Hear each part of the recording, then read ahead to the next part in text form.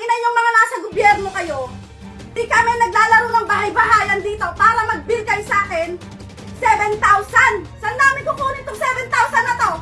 Ha? Isang netizen ang naglabas ng matinding sama ng loob matapos magulat sa halos 10 beses na pagtaas ng kanilang bill sa kuryente.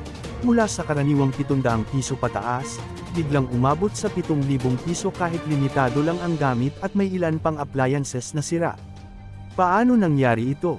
Marami ang nagtatanong at nagagalit, lalo na't may mga dagdag singil at bayarin na hindi naman lubos na uunawaan ng mga consumer. Tignan nyo yung dalawang electric fan namin. Puro disipet, dalawang electric fan. Etong TV namin, 3 taon na tong sira. Bali, eto lang ang malakas na kuryente sa amin. Etong electric fan na to. Ngayon, tignan nyo ilan ang anak ko. 5 ang anak ko. 5 ang anak ko. Ang binabayaran ko lang dating kuryente, 700. 700 lang yung binabayaran kong kuryente. Ngayon, kung umabot man ng 2,000, ibig sabihin, 3 buwan to pag inabot ng 2,000. Ayan, eto, binayaran ko na. Binayaran ko na yung kuryente namin. Ngayon, mga putang ina yung mga nasa gobyerno kayo, ha? Hindi kami naglalaro ng bahay-bahayan dito para mag-bill kayo sa akin. Para mag-bill kayo sa amin ng 7,000. Saan namin kukunin tong 7,000 na to? Ha? Sa gitna ng hirap ng buhay, bawat sentimo ay mahalaga.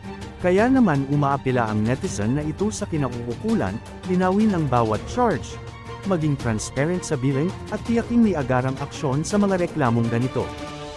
Paano ba gumagawa kayo ng mga programa ninyo, tapos kami ang hinahayaan nyo magbayad? Anong kala nyo sa amin nasasakupan nyo? Nagbabahay-bahayan? Hindi kami nagbabahay-bahayan dito para bigyan nyo kami ng bill na ganito. Nakikita ba yung bill, Shaira? Ayan ang bill, 7,000 yung bill. Samantalang 700 lang yung binabayaran ko buwan-buwan. Kakabayad ko lang nung 1 linggo, kakabayad ko lang. Ayan, kakabayad ko lang nung 1 linggo, ha? 2,000 yan. Nag-balance ako ng 600, bali 1 buwan lang. Hindi para paabutin nyo ng ganito kalaki. 7,000 yung bill namin. Ha? Paano na lang kami? Paano na lang mga anak ko? Hindi nakakain? Hindi rin niya napigil ang ilabas ang hinaing bilang isang ina ng 5 anak. Sa kabila ng pangangailangan, minsan ay hindi sila nakatanggap ng tulong mula sa 4Ps.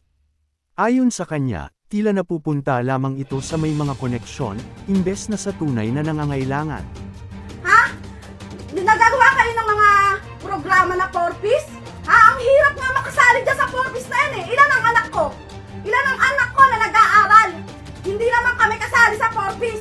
Bago makasali dyan, ang daming etchos. Hindi maraming etchos. Palakasan, bago makasali sa 4Ps, palakasan. Pero ako, 5 anak ko, lahat nag-aaral, kumpleto sa bakuna, kumpleto sa check-up sa center. Tapos ano, hindi ako nasasali sa 4Ps. Hindi ako nasasali sa 4Ps. Kaya mga putang inang mga jutang ina nyo, mga nasa gobyerno kayo, ha? Huwag kayo gumawa ng programa kung hindi nyo kayang suportahan. Hindi yung iaasa nyo sa amin, ha? Makakita lang talaga ako ng 4Ps na nag-i-scatter tsaka nagtotong-i. Sabi ko sa inyo, chichinilasin ko mga mukha nyo.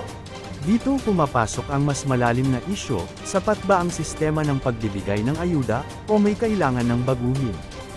Ang aral, maging mapanuri tayo sa ating mga bayarin, alamin ang ating karapatan bilang consumer, at huwag matakot magsalita. Dahil sa panahon ngayon, ang katahimikan ay hindi solusyon, ang pagkilos at paghingi ng hustisya ang tunay na laban ng bawat Pilipino. Kung naniniwala kang dapat itong mabigyan ng pansin, ibahagi mo ang kwentong ito. Sa simpleng pag-share, maaaring makarating ito sa kinauukulan at magsilbing boses ng mga tahimik na naaapektuhan. Magtulungan tayo, gamitin natin ang lakas ng online community para may parating ang katotohanan, makamit ang linaw, at may tulak ang nararapat na aksyon.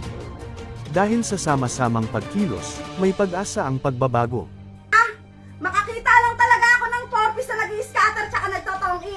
Sabi ko sa inyo, chichinilasin ko mga mukha nyo.